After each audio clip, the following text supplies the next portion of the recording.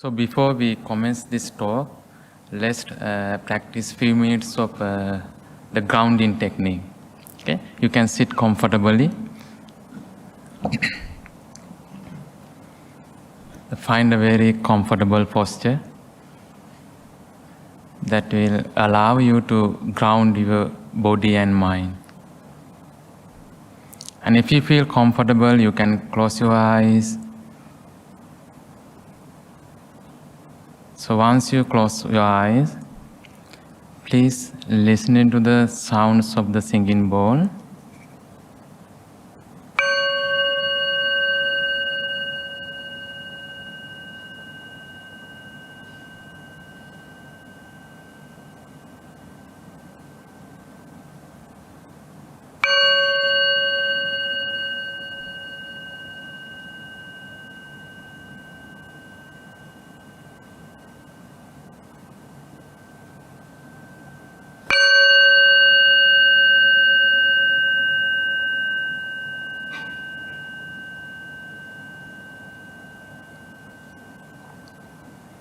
Let's take a moment to do the quick body scanning.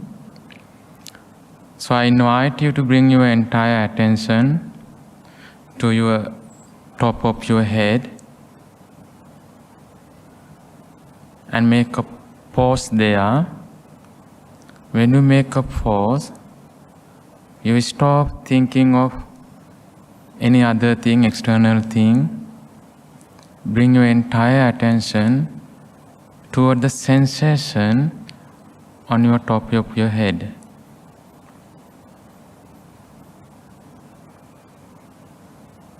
And just observe what are the sensations you experience at that moment, at the right moment, on top of your head.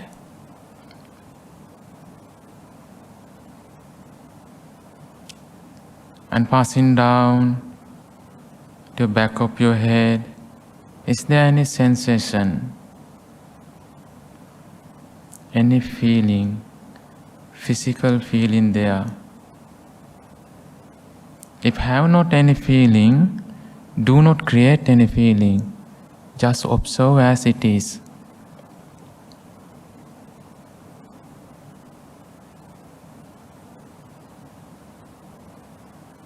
And passing down to your forehead and observe the sensation.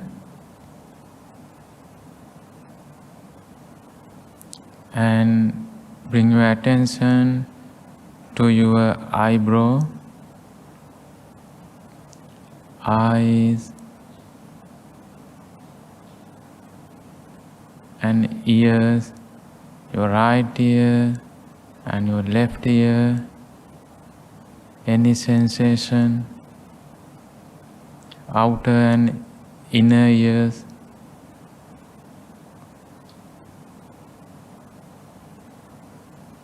and the nose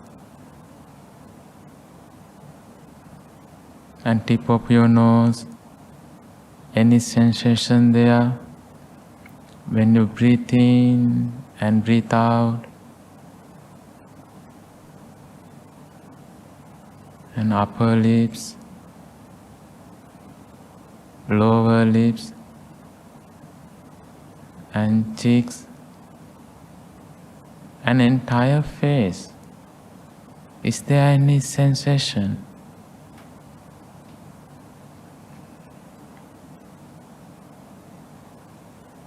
And slowly moving down to your throat and entire neck.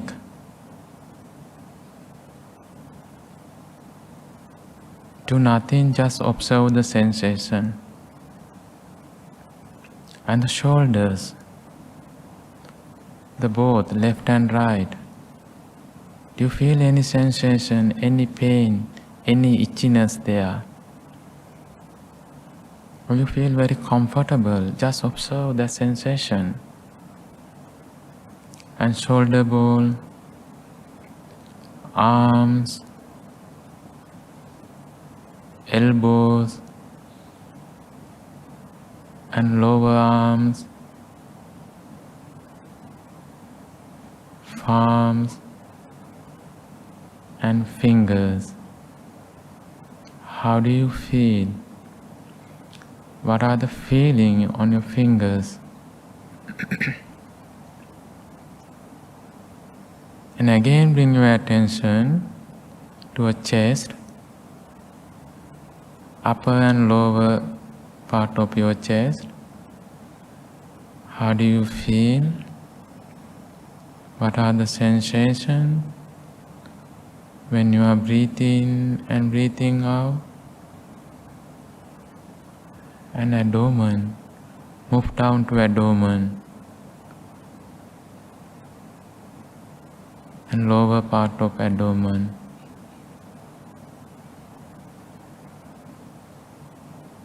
And pay your attention to the back, upper back, and slowly move down, middle and lower back, and entire back.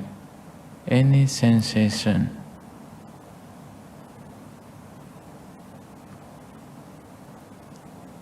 And move down. What are the sensations in between your cushion and leg? How do you feel? Any tightness there, warm or cool? Heat, any sensation? And move down to knee. Slowly, slowly, gradually move down to the lower part of your legs. And feet. How do you feel now when your feet touch the floor? If you are touching the floor.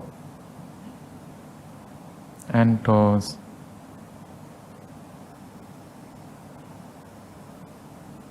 Just observe.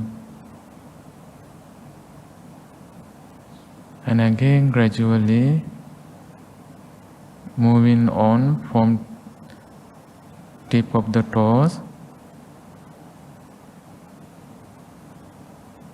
and lower part of your legs, knees, thigh,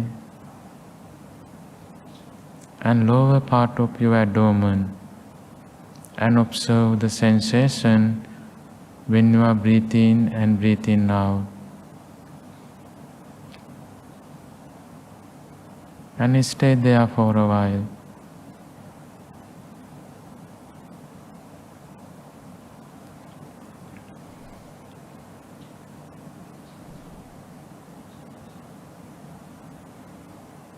Now I invite you to listen to the sound of the singing bowl, just searching end of the sound.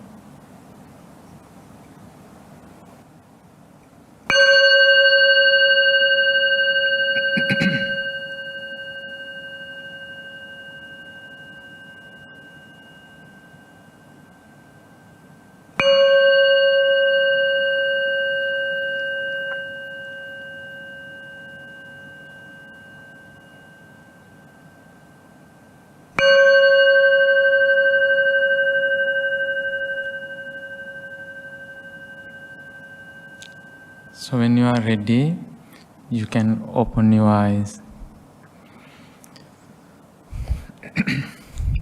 So very good evening, dear Venerable and dear nuns and all of dear meritorious friends in Dhamma. So what we have practiced just before is called the kind of the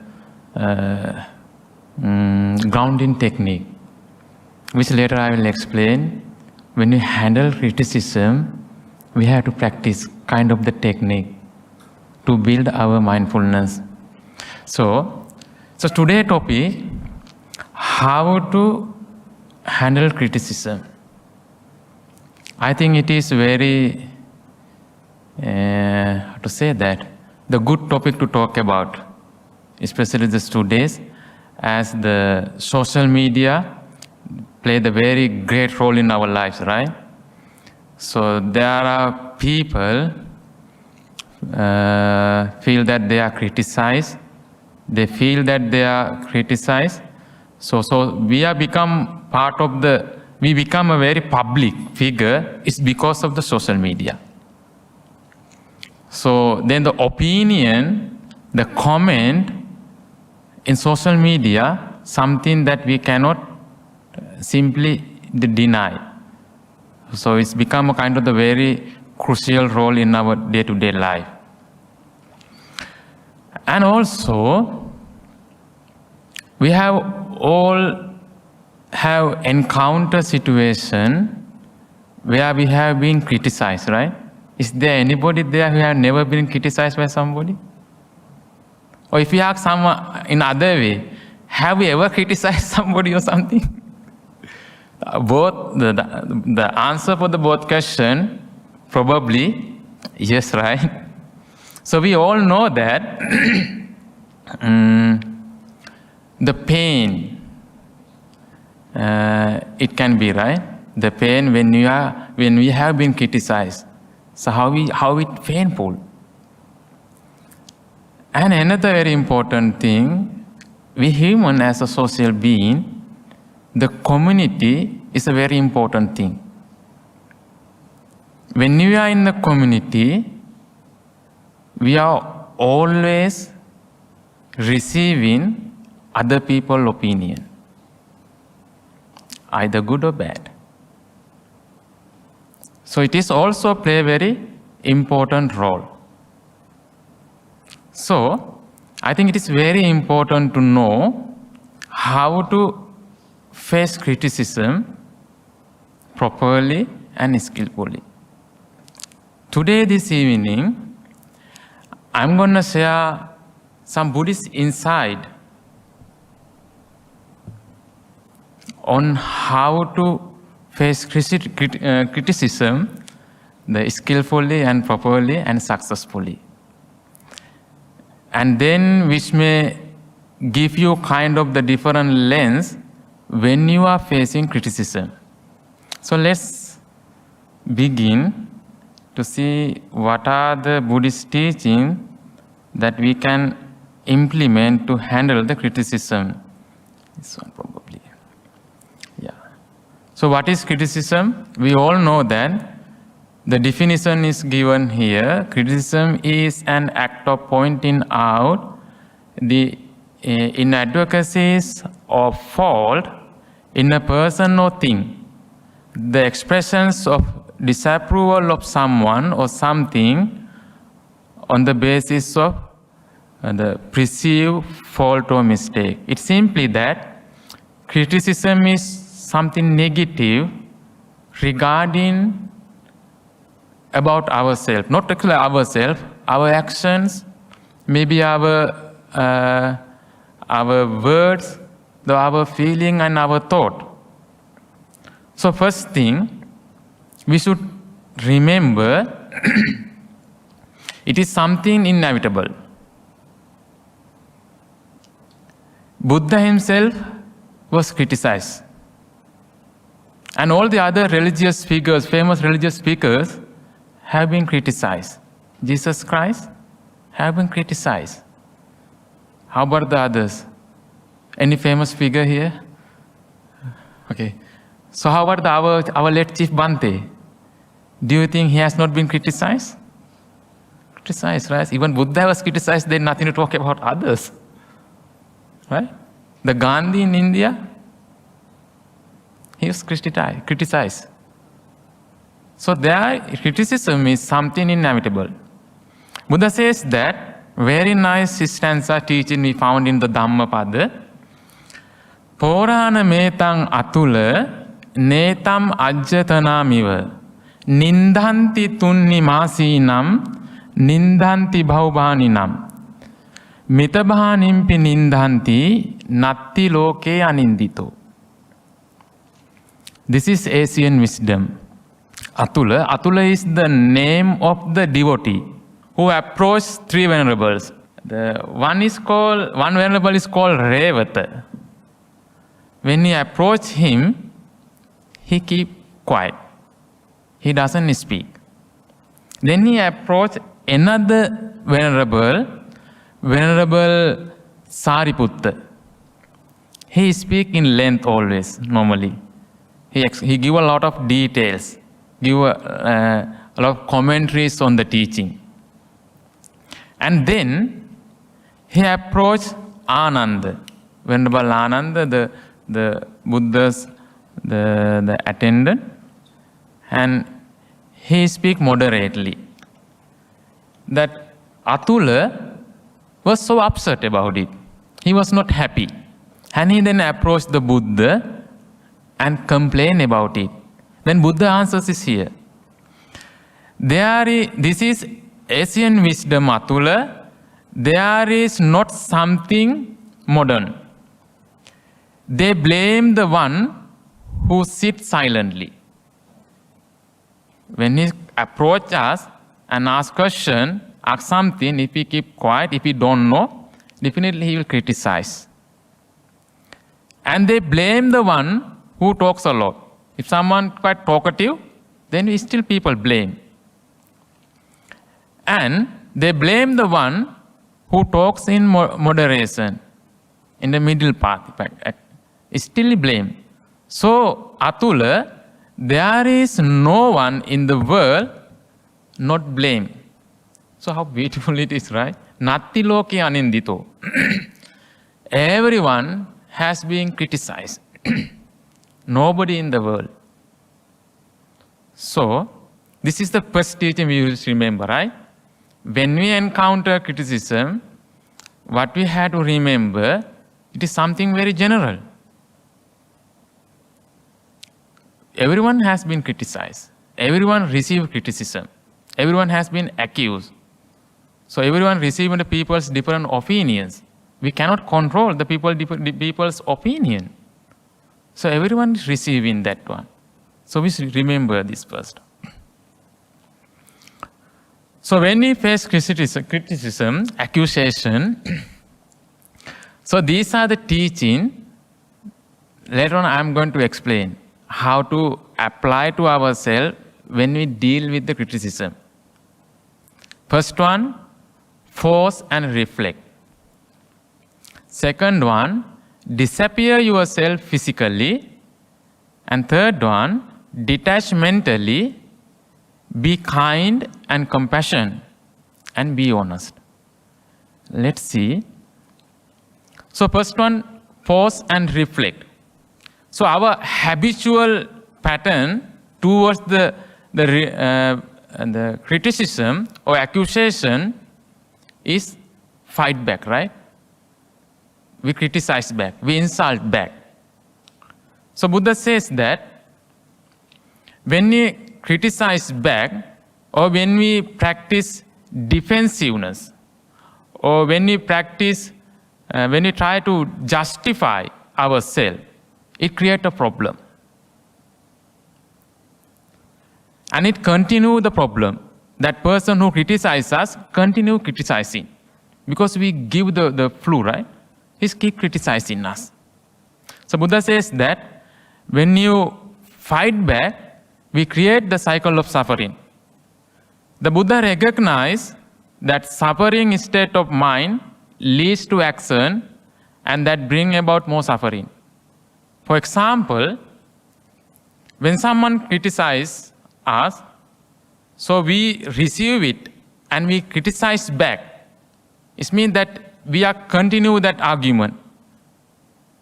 So what happened then? To continue that, when we defend you, our mental state is the positive or negative? Negative, right? We get angry. We criticize back with angry feeling. So anger is there. When anger is there, when hatred is there, when jealousy is there, when anxiety is there, what happened to our mind state? Our mind is sick, right? The sick mind, we have it.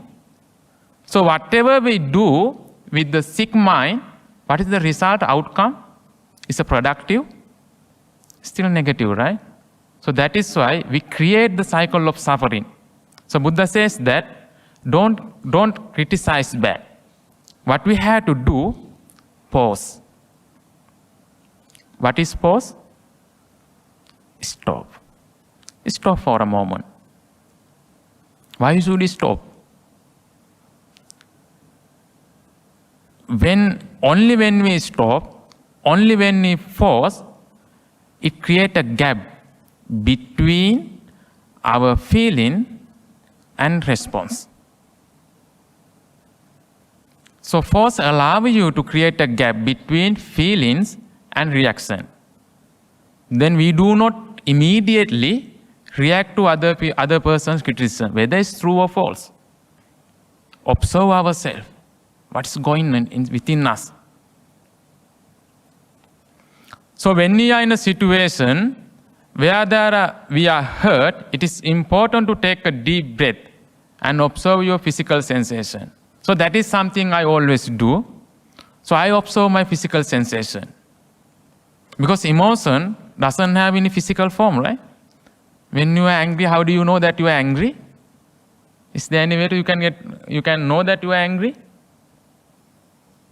No physical form, right? So we have to attend to our physical sensation.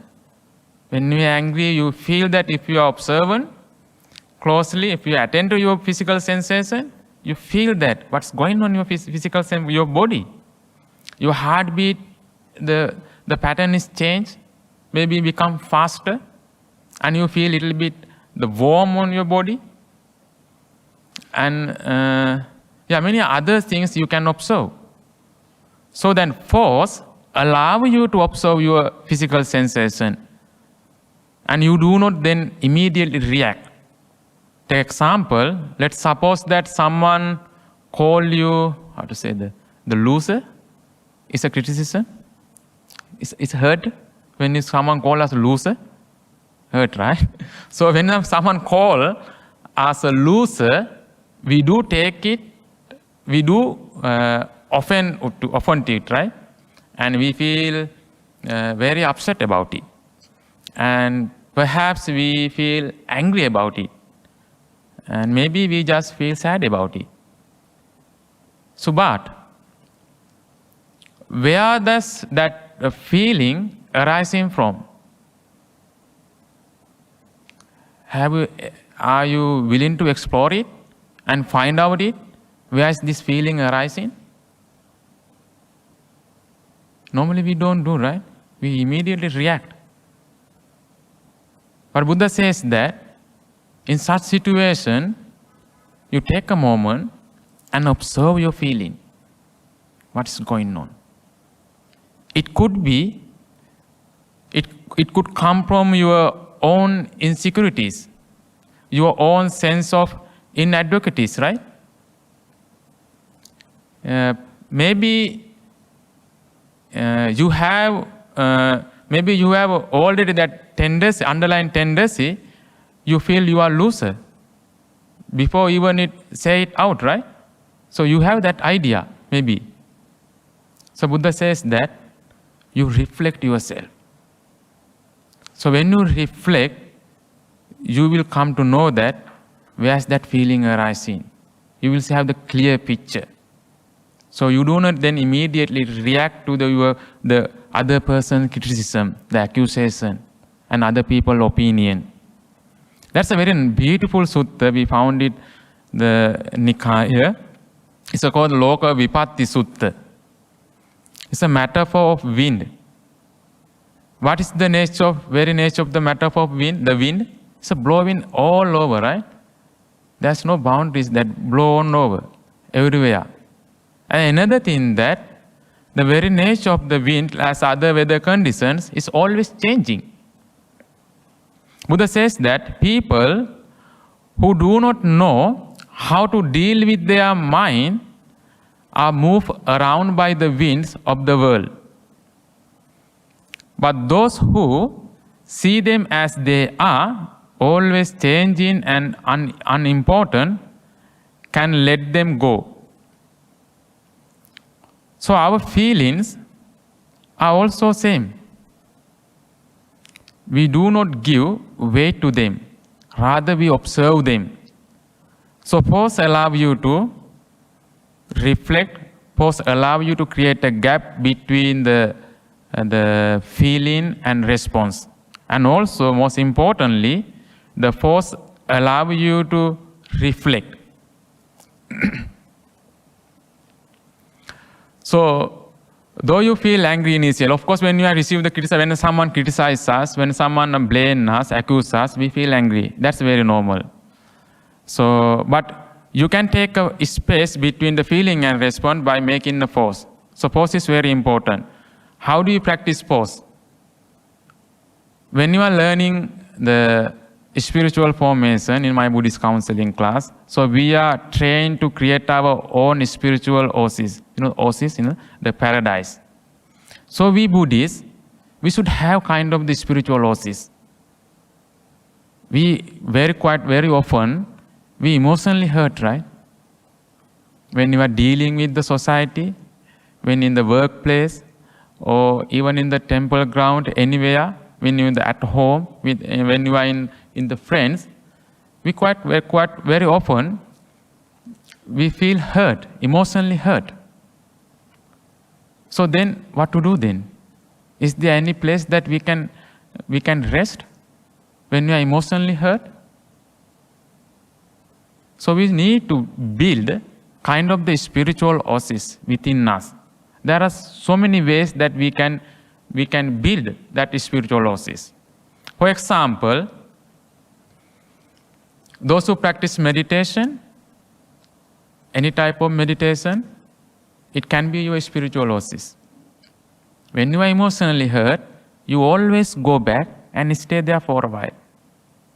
Before you react to immediately react to any situation. So I know that those who practice the Mahayana Buddhism, they practice the Nyampo, right? Nyampo is the Namo Amitopo, kind of the recollection of the Buddha, the chanting. So it could be your spiritual oasis. When you are emotionally hurt, when you are angry, when you are agitated, when you are anxious, so you just practice before you react. You can say something, you can recite Namo Amitopo a few times. Or you can take the deep breath. Deep and slow, few breaths you can take it. It could be your spiritual oasis. Any kind of spiritual practice will become a spiritual oasis when you continue practice. If you practice today, then if you leave it, and when you practice after a few days, it cannot be a spiritual oasis. Huh? So we have to keep practicing it. When you keep practicing it, when you encounter such difficult situation, then immediately we recognize it. And immediately we go back to our spiritual oasis, we'll rest there. That's what, I keep practicing the physical sensation. This is my main meditation object. So whenever I have this kind of the negative emotions, when you are emotionally hurt, no matter I'm a monk, right, still I feel hurt. Yeah. So when you are, and when you feel the little bit, how to say, the anxiety, so then I feel it, immediately I feel it, because I'm more aware about my physical sensation. Then I immediately recognize something going on there. Then I observe it. I do not react. Sometimes I react, mostly I observe myself. I know that. So we Buddhists by practice, so as a Buddhist, we should cultivate kind of the spiritual oasis to handle whenever we encounter difficult situation. Another sutta in the Anguttara Nikaya, so we practice mindfulness to handle our criticism. It's Sutta Buddha says that just as the royal frontier fortress had the gatekeeper who keep out those who don't know and let in those who does, for the protection of those who within and to ward off those who without. So we have to be like a gatekeeper. Gatekeeper doesn't allow to enter those who he doesn't know, and he always protect those who in. So we have to be our own gatekeeper to protect what? Protect our own mind. When you face criticism, Then when we are be mindful, when we are aware of ourselves, we do not allow that criticism to affect ourselves. We protect ourselves. So our awareness, our mindfulness become a safeguard. Then we are not mentally hurt. And we have a clear mind. So with that clear mind, facilitate to handle that situation wisely, skillfully. So abandon with mindfulness as his gatekeeper, the disciple abandon what is unskillful. So anger we recognize as skillful or unskillful. Anger is unskillful, right? So jealousy, agitation, or any kind of all the emotions, they are unskillful. So recognize, when you are mindful, we can recognize them and unskillful, and we can abandon them. So, and then develop the blamelessness. So force allow you to reflect when you are criticized, when you have been criticized, and also force allow you to reflect, because we create a gap between our the emotional feeling and the response to the criticism. So another very beautiful practice Buddha recognizes us, Buddha instructs to us, as for especially for the monastic, the Paccavekkhana, self-reflection. As a monastic, we do every day. When we find the time is in the evening, before the bed, we take time and reflect what happened throughout the day. Is there any impurities in my mind? Is there any blameworthiness have I done verbally, mentally, and physically? We do keep reflecting ourselves. The self-reflection is a very important practice. Even though Buddha recognize this teaching to monks particularly, and for lay people, as then you can apply yourself. So at the end of the every day, find a quiet place at your home. You can switch off your mobile phone and everything, and take time. Take 5 minutes to reflect yourself. What's happened throughout the day? In the morning, is there any situation, any place you get angry? You feel hurt? Or you have the jealousy? What happened during the break time, lunch time? And what happened during the work? What happened when you are driving? When someone crosses your way, you get angry and you scold him. Even though you didn't scold him verbally, you sometimes you scold it mentally, right? You blame that person. So what happened then? So go one by one. So it becomes a habit. When you practice as a habit, it will bring you a very good result, very productive result. So whenever you encounter difficult situation, that practice will automatically come forward and help you to how to handle that difficult situation. So this is something that the first teaching we found to help us to handle the criticism, the accusation, pause and reflect. Second one is move yourself physically. This one you cannot apply in any situation, okay? So if you are working at the office, so if you make some mistake and your boss approach and start to criticize, you cannot just stand and go away, right? You will probably you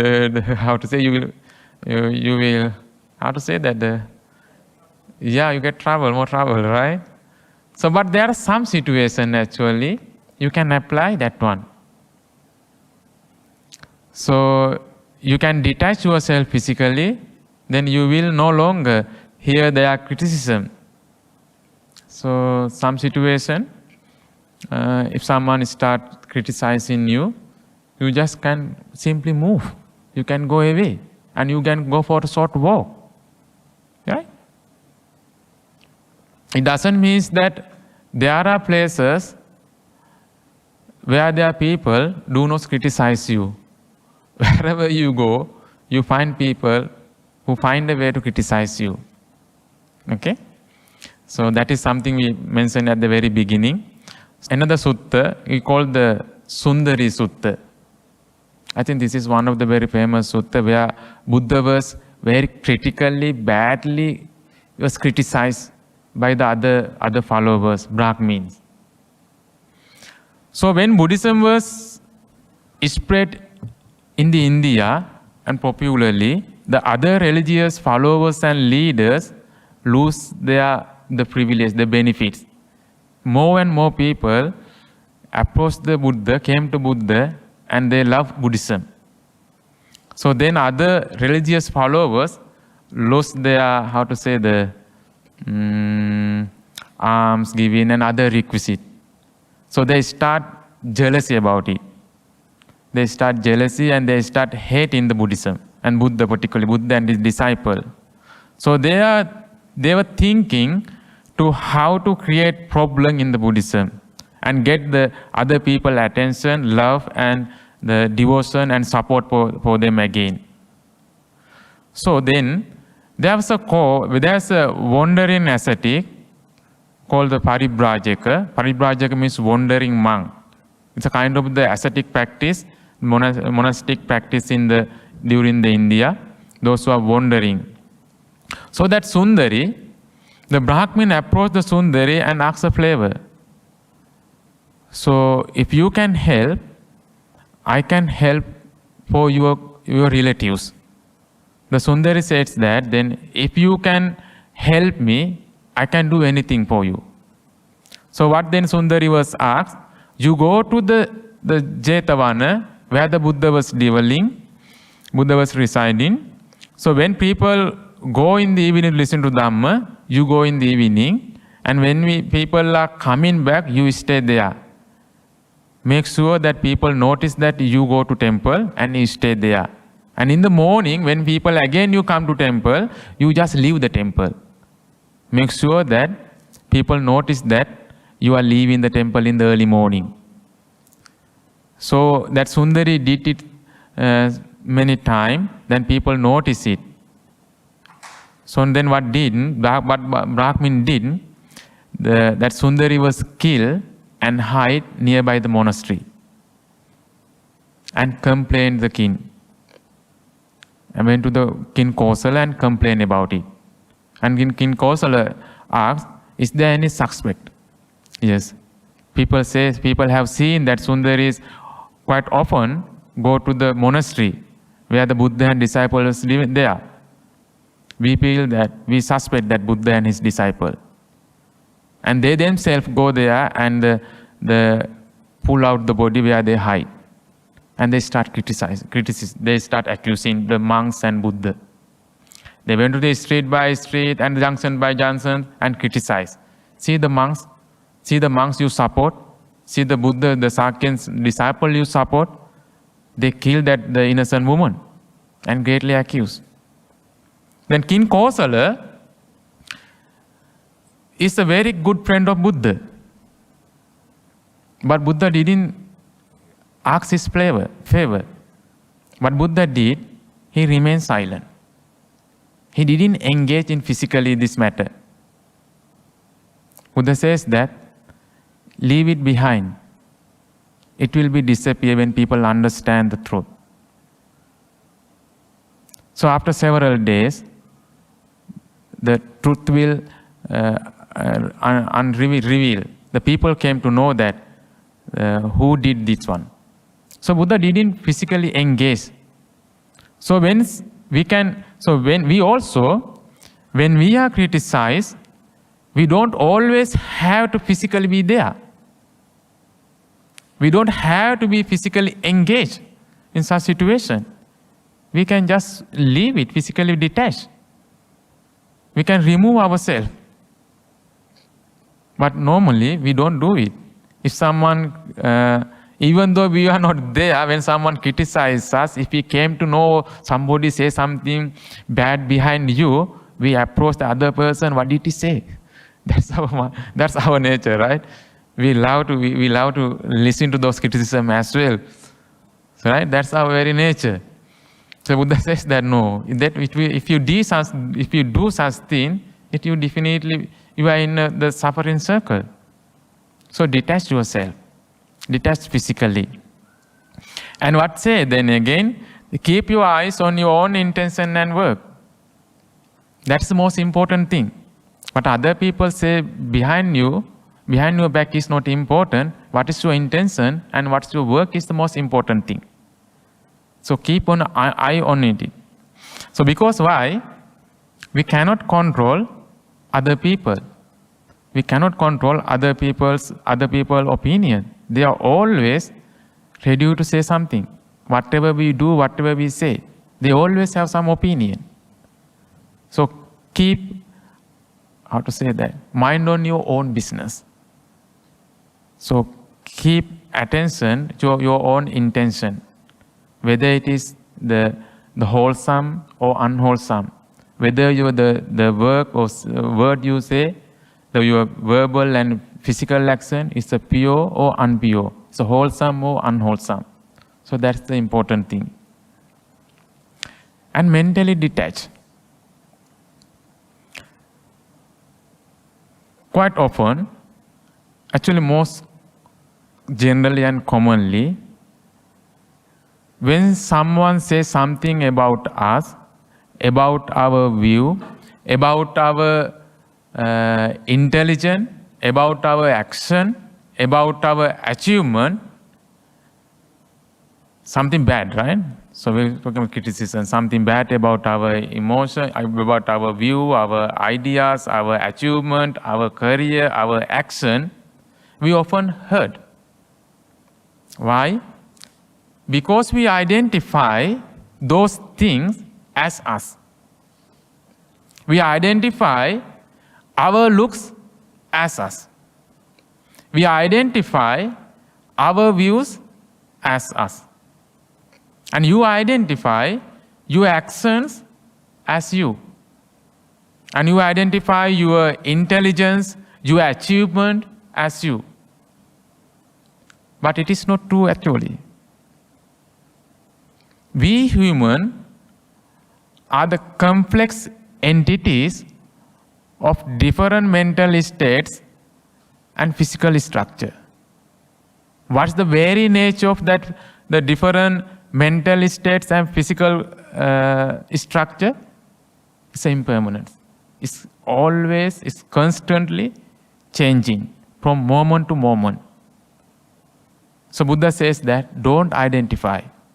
Don't identify your external world and internal emotional world as feeling as you. What happens when you identify? When you identify, when you take those things as personal, when you are criticized, then we feel hurt. We get angry. We are agitated. The mental agony and all the negative emotions are there and feelings are there. Then we start create the same issue, same problem. Buddha says that don't identify yourself. For what they are seeing in you is a reflection of their own very self. They are not really criticizing yourself. They are reflecting their self actually. And you don't have, what you don't have in you, you can't see in others, right? We always see that what we have, what we perceive in others. If you don't have some qualities or something, we can't see it others. So people is always reflecting themselves. So we don't have to identify their views as us. So when only detached mentally, we are in a position to ask question for clarity. If we are mentally involved in, when we take all this criticism or insult or accusation or any other people's opinion, take it as a very personal, our mind is not the positive situation to clear situation to reflect or ask about it. So Buddha says that, so it is maintain the clear and clarity mind, so that we can ask the question about the further clarification. So Brahmajala Sutta, Buddha gave us example for that one. Monks, if others criticize me, criticize the teaching, my doctrine, and criticize the Sangha, monastic, Buddha's disciple, don't make yourself resentful, bitter, and frustrated. If you get angry and upset, it would be an obstacle for you alone. If others were to criticize me, you got angry and upset, would you be able to understand whether they spoke well or true? See?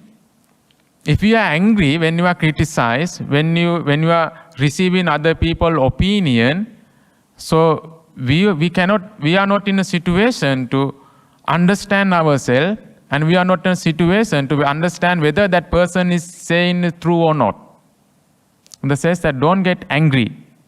If others criticize me, my Dhamma, and my disciple, you should explain that what is untrue is in fact untrue. When others' person criticism did not affect us, so then we are able to question about it, whether it's right or wrong, whether it's true or not. That is why that is true. Because of this reason, this is true. Because of that reason, this is false. There is no such thing in us. So we can explain ourselves. What you say is not true. We can express calmly only when we are not get angry. So Buddha says, don't get angry when you are receiving other people's criticism. Be calm first, and take a pause, and reflect, and then you observe. Then you can ask questions for yourself and others for more clarifications. So it is not found emanence. So whatever you say is not true. So another beautiful discourse called the Vasala Sutta is another clear-cut example for detachment mentally when you are criticized. So when Buddha is approaching a far distance, the Brahmin called the Bharadwaj, they start criticizing. Stop there, bald-headed man, he said to the Buddha. And stop right there, fake ascetic. And stop right there, low life. Buddha was so calm. Buddha didn't react to him immediately, didn't respond to him with anger. He was so calm and went closer and asked calmly, compassionately, Brahmin, do you know what is low life? Janasi panatvam brahmana vasalam va vasala karanena va dhammi. Brahmana, do you know what is low life? What are the qualities that make you low life? So the anger of that Brahman immediately disappeared, because Buddha was not angry. So when someone criticizes us, accuses us, if he responds him calmly, he no longer was angry with us. Maybe his way of responding will be changed. So like Buddha, so when someone criticizes us, blame us, accuse us, insult us, do not get angry, do not take as a very personal thing, and maintain the calm and quietness and ask further clarification, ask question. Attachment is just like a monkey business. Do you know the story about how monkey was catch by using the trap, the banana? So in India, the farmers was having very difficult time. It's because of the monkeys. You know, monkeys very troublesome. I come in the farmer's family, so it's very troublesome. They destroy every plant and seed. So those farmers are very kind actually. They make different trap. So, but that trap hurt them. and hurt their fingers, sometimes legs, sometimes tail. So the farmers felt bad about it. So they were thinking any other compassionate way to catch the monkey. So one wise farmer found a way to catch the monkey. So they observed the monkeys, their behavior. And then he took the coconut and drilled a small hole so that the monkey can put his hand on. And then he put a banana inside and tied that coconut fruit to the tree. And what happened then? Monkey also watching it, and immediately they ran there and then smelled the banana, put the hand, and they catch the banana. So when he hold it banana, he cannot take out his hand, cannot put out his hand. So in this way, so that farmer could catch that monkey without hurting. So farmer know that it's a very good trap. We can catch monkey. So they make a lot of trap and here and there. Say they could catch all the monkeys and brought back to the nearby jungle and set them free. So the monkey was attached to that banana. They give value to that banana rather than his freedom. So same as, right? We so much attached to ourselves. So we give value to that attachment rather than our peace of mind, rather than our freedom, right? So sometimes we like the monkey. So Buddha says that, the story says that, don't be like a monkey. The attachment is the monkey business. So you detach yourself when you encounter difficult situation.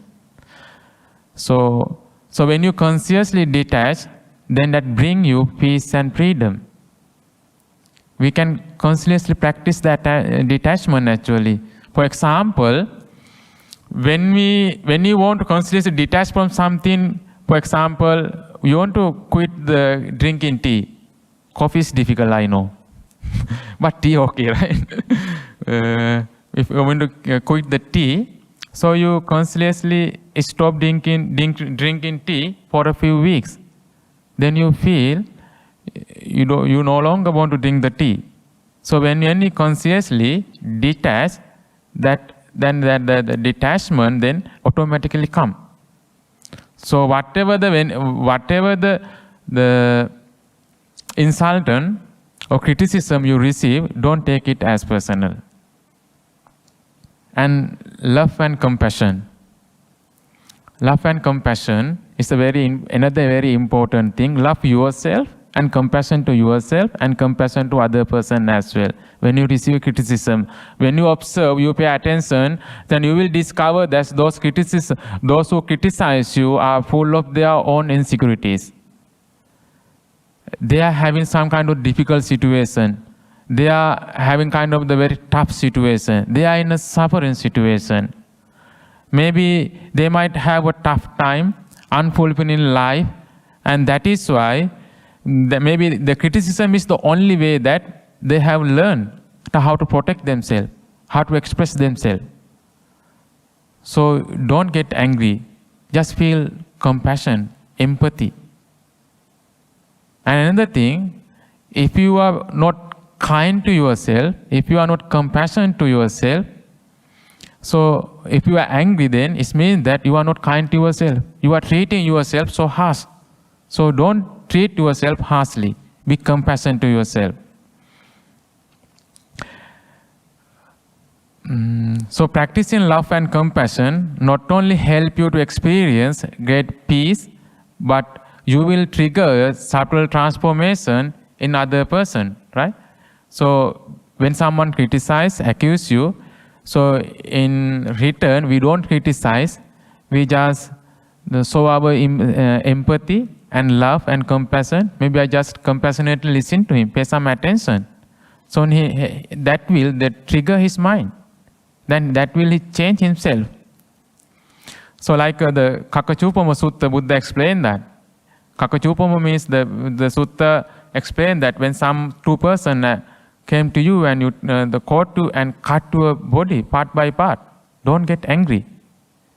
Never get angry. Instead of getting angry, Buddha says that practice compassion towards that person. So anger, there's no way it will help you. So practice compassion and the love. Aksoba Sutta also give us some insight as how to handle criticism. The sutta says that someone who, when abuse, harsh and attack, abuses and harshes and attacks in return is said to eat the food and have a reaction to it. When someone offers food, the Akosa Sutta, the story, the Buddha once also Buddha was accused and criticized. So Buddha listened to all his criticism and abuse and all the vulgar word. Then finally Buddha asked the Brahmin, when you have a guest, do you offer food and drinks? Yes, of course I offer food and drinks. So what happened then if he deny, he will decline to accept your food. So still that food belongs to who? He said, if he decline, that food belongs to me.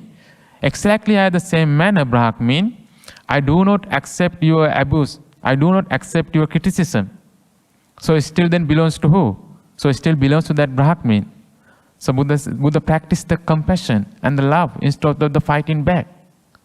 So when you are harshly criticized, when you are insult, do not hate that person. Do not get angry about it, angry about him. Instead, practice loving kindness and compassion toward that person. Be honest is one of the very important things when you are handling accusation. Mostly, when you are accused, in return, we practice defensive mechanism. We try to justify ourselves. When you try to justify, when you try to defend ourselves, we'll tell a lot of lies, right? If someone found a mistake and accuse and criticizes, we don't accept it. Instead of accepting his criticism, we try to defend ourselves. What happened when we defend ourselves? We have to tell lies. One lie is not enough. We have to keep telling lies. So what happened then? We keep telling lies. We normally forget the first lie we said. So Buddha says that stop telling lies, accept it, be truthful. And even Buddha says that there was not and there will be not, and the present there is not found a person totally blameworthy and totally praiseworthy. So doing mistake is very general thing, very human thing. If the mistake has been done by yourself, accept it. Be truthful. Be honest to yourself. This thing will start change then. There is no evil that such a person might do. Someone who deliberately lie, he can do any kind of unwholesome things. So Buddha says that don't tell lies. Be truthful. That's a beautiful saying in Sinhalese. Boru kīma manussa gatiya, samāvadīma deva gatiya. Making mistake is very human nature, but forgiving is a divine nature.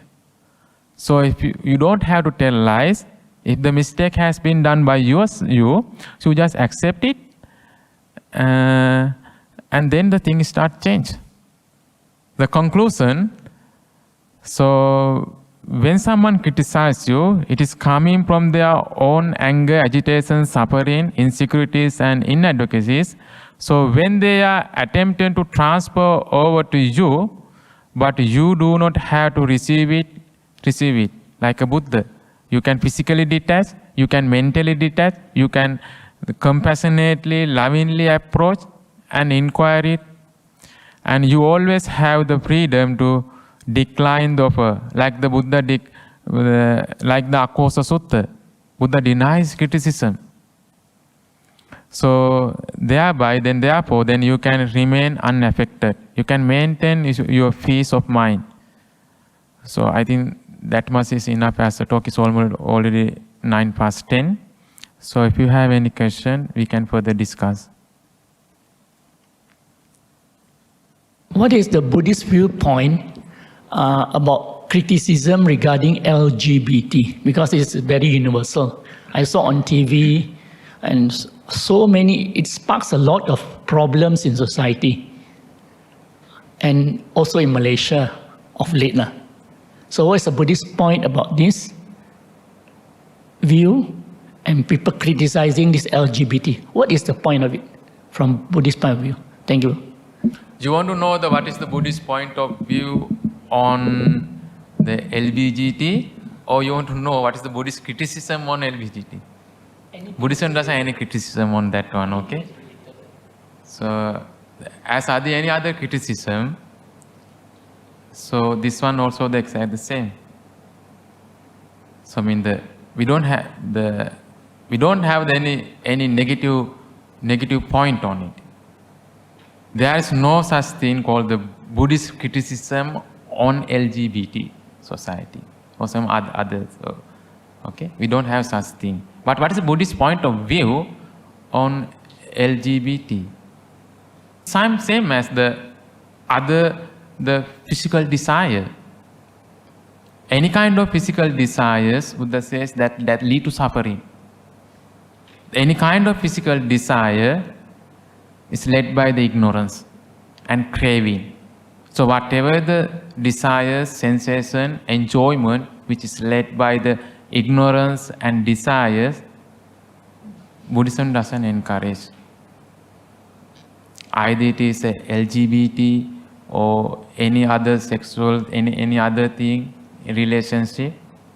So these are, whatever these are, the ignorance there, and also the craving there. So they are the root cause of suffering. So Buddhism doesn't deny that. Buddhism don't reject that people. We recognize there is no way that there is no way that they cannot achieve the enlightenment. They can still practice Buddhism. They can attain the spiritual attainment what other people do. Yeah, it's another kind of the enjoyment that people are enjoying, right? Same as other family life. What Buddha says about it. So that's my idea. That's what I think actually. Yeah. Even in the husband and wife, if you're too much attached, as too much about that sexual life, and in the desires about it, Buddha says that it will lead to suffering.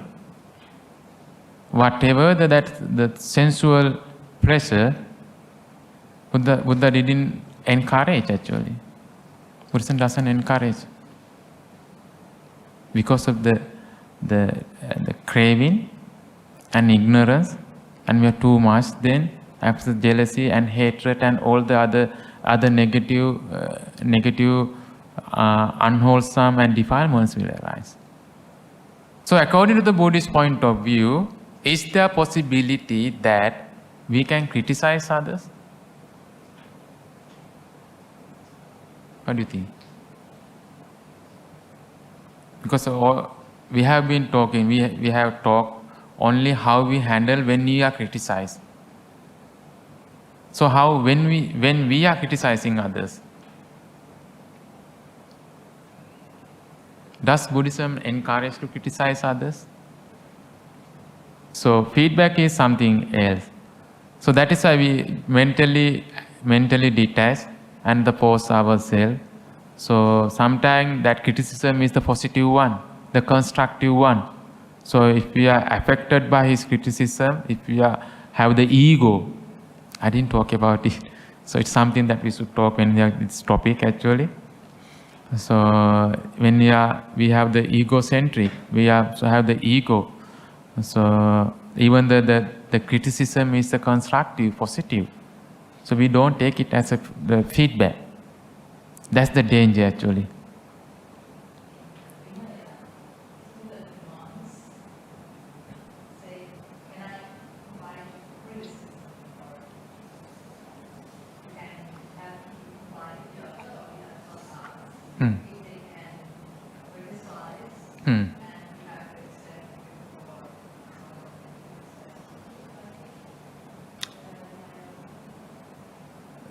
Yeah, very, very nice thing.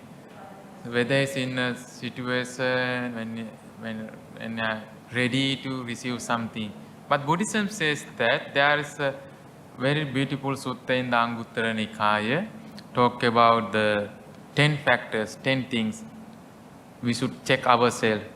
We have it before we give the comment or criticize something. The first one, is my bodily action is pure? Is my verbal action is pure? And I'm mentally pure? And I'm going to criticize, I'm going to give the feedback with the love and compassion. So we have to, and we have learned enough, and we have understand enough the Dhamma. So this 5 things, is Buddha says not enough. There's another 5 things. The whatever we are going to say is the truth. And you are going to say in the proper time. So there are 10 things we should practice ourselves before we going to criticize something. So make sure that even though it is true, we are going to say it in the right moment, right time. Because those who criticize us, and when we criticize others, we don't know whole picture. We know only partially, right? Nobody knows about us completely. Those who criticize us also see in the partially, only one part of ourselves. So Buddha says that, make sure that whatever you are going to say, it's the truth. Even though it is true, find the right time to talk about it. Tell him. And don't make it in public. It's better to do in private. If it's negatively, it's something about negative. Bhante, I think our topic today on criticism is like level 1 criticism. But back to your story just now where the lady was paid by the Brahmins. What if the same case happened to us and they will not stop because if there's no reaction from you, they won't get paid? So they will continue. The more silent you become, the more agitated they get, and they get more and more violent. So how do you handle it when criticism leads to the next stage where you get threatened already? I think that the more silent we become, the more agitated. You say something, right? I think it's other way around. If someone approached us, he was angry and he started criticizing us, he started blaming and insulting us. If we don't criticize him back, we keep quiet and silently receiving whatever he said and practicing with metta and loving kindness and sympathy towards that person, because we know that he has a lot of suffering, that is why he come. And that accusation is not true. So we keep quiet. Do you think he continue it? Or he just say something, stay there for a while and leave in back? I think he'll stop it. Back to your story just now where the lady is paid by the Brahmin. So if he needs a reaction from you so that he can give it to the person who has already paid him. And probably he has already used up the money and he cannot pay back if he doesn't get a response from you. So how do you handle this type of professional criticism? Last part, sorry, I didn't get it, the last part.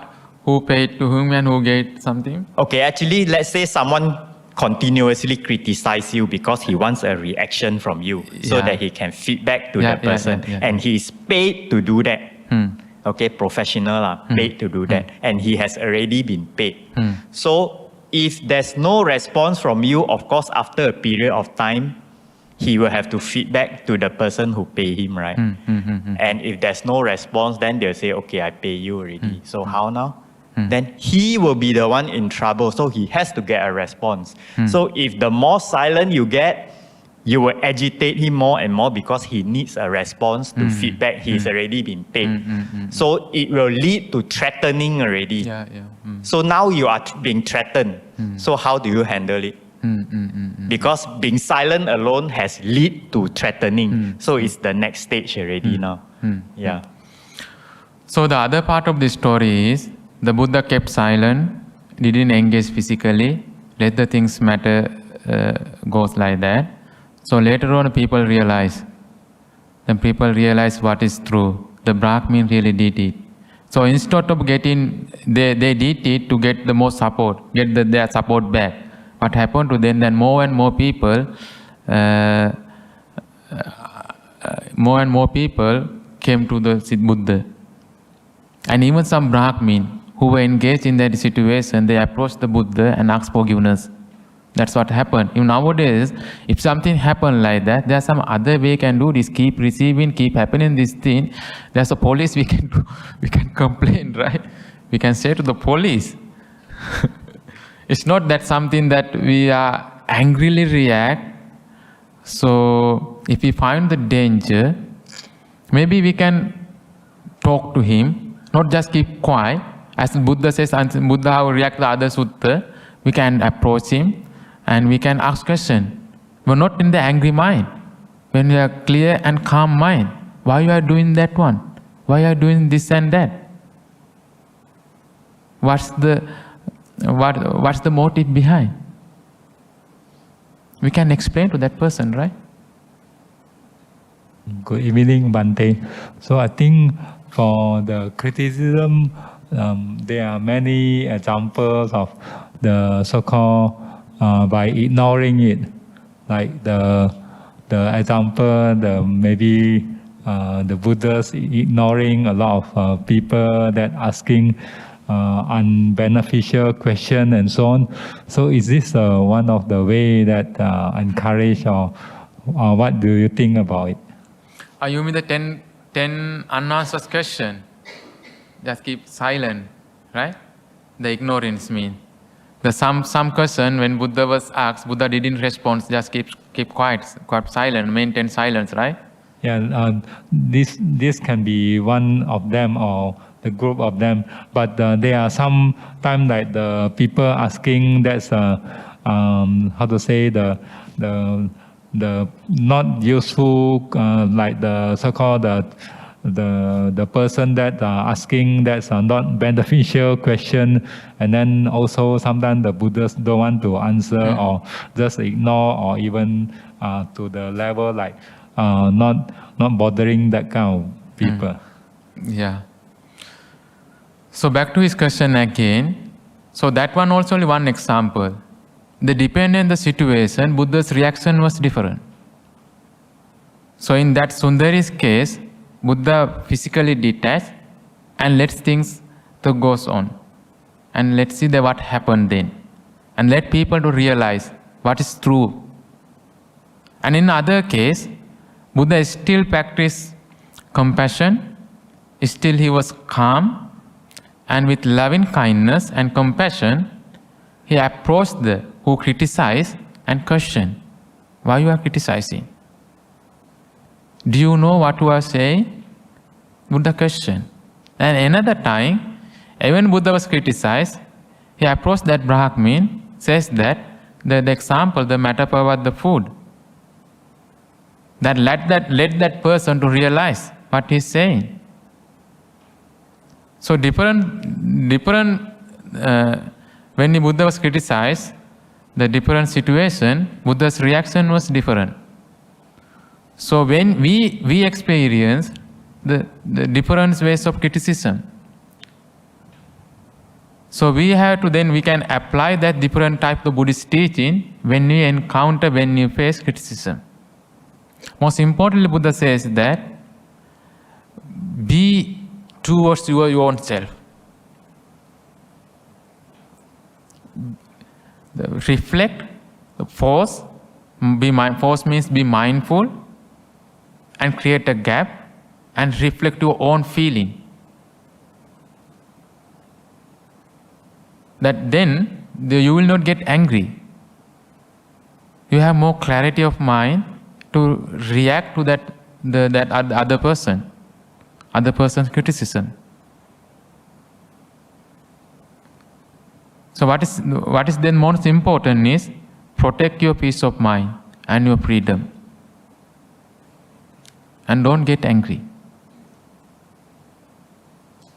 Your angry response does not benefit actually. It creates a lot of problem.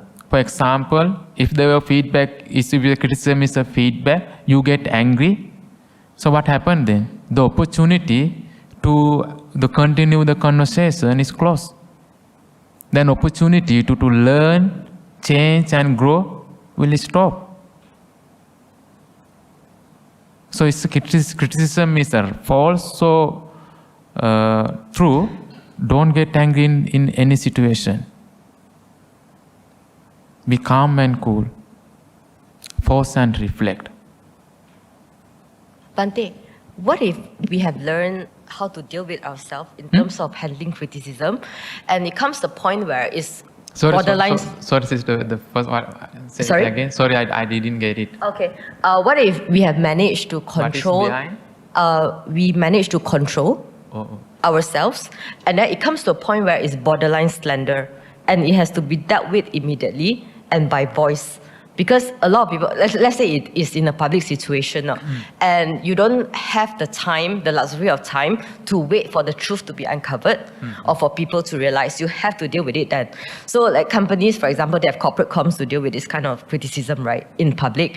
And then court cases where it's very serious, they bring evidence, they drag on, they have a forum to decide on it. But what if I have to deal with it myself in a public situation right there and then, and it's a reputational risk involved? It has to be voice against voice.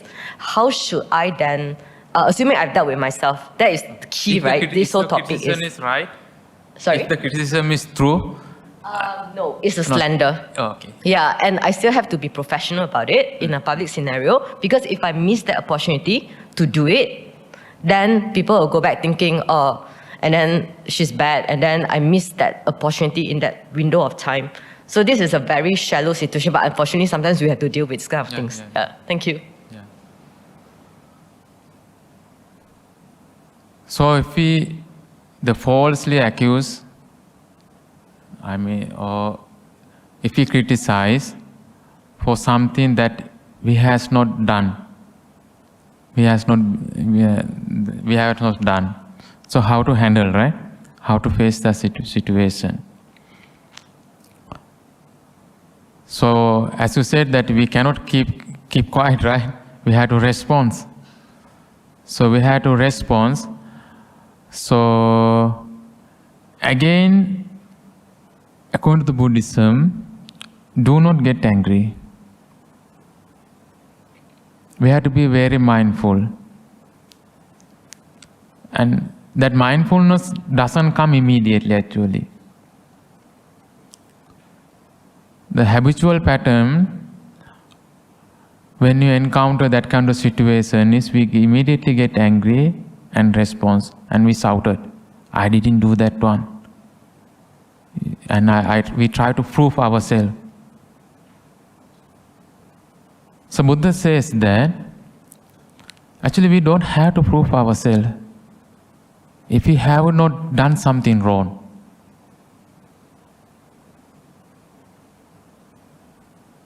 Right? We don't have to say our back story. You keep quiet, keep calm, and not get angry. Then you that the calm and clarity mind allow you to put a good question. Let other person understand. You can put forward the good question to show that, to indicate that in this case you are right. You haven't done such thing. But if you are angry, you lose that opportunity. Yes, Honorable, you can go. What really impressed me, this steward, he was quiet, and he just was standing there, and you could feel he was composed, while the other were really shouting at him and very, very badly. And I was so impressed with the behavior of this quiet man. I was thinking, wow, he's so composed. Would I be that composed? So actually he won. You know what I mean? He won just by being quiet, by not giving, as you say, stay with you and don't shout back. I think everybody, I could feel the people, they were all shock frozen, but I think everybody was impressed by this collectiveness. Yeah. So you have to trust yourself, trust that you haven't done such thing bad, right? So you have that trust, that confidence with yourself. So then let other people will feel it, as Venerable says. Thank you, Bhante, for the teachings. Just now from the story, we also see how Buddha, the mindfulness is like a gatekeeper. I think that is how Buddha is teaching us to set boundaries. Yeah, and sometimes for people who just is learning to set boundaries, at times it feels like, what's the difference if I set boundaries? Am I being selfish? What is the...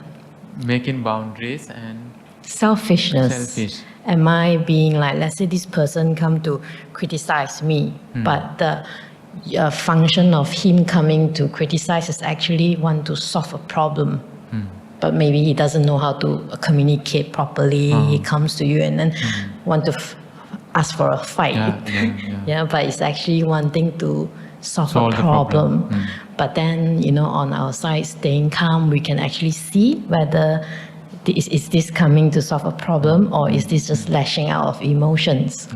And we also are learning how to set boundaries as well. But sometimes it's like, it's a fight within me. It's like, it is his problem that he has to learn to solve on his own. But at the same time, I was like, nah, sometimes you can maybe help. And also the boundaries of like, when is it, like, what is your stand on like, setting boundaries versus selfishness? Like,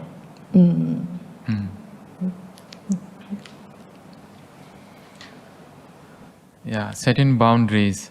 When someone approach us and they want to solve the problem, but they don't know how to communicate friendly, they don't know how to communicate with us friendly, calmly. So they only know how to express the emotion and feeling. So your question is, setting boundaries is a selfishness or something? They feel it.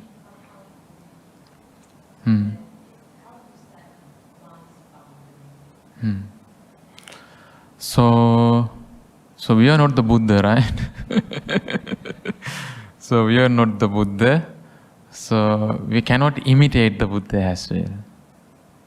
So rather we should understand our limit first, the limitation. When we engage in such situation, when you want to solve the problem.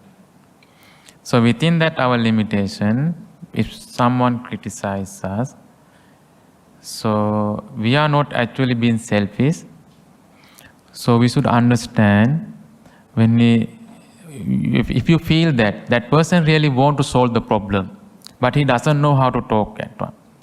So it means that he's kind of suffering.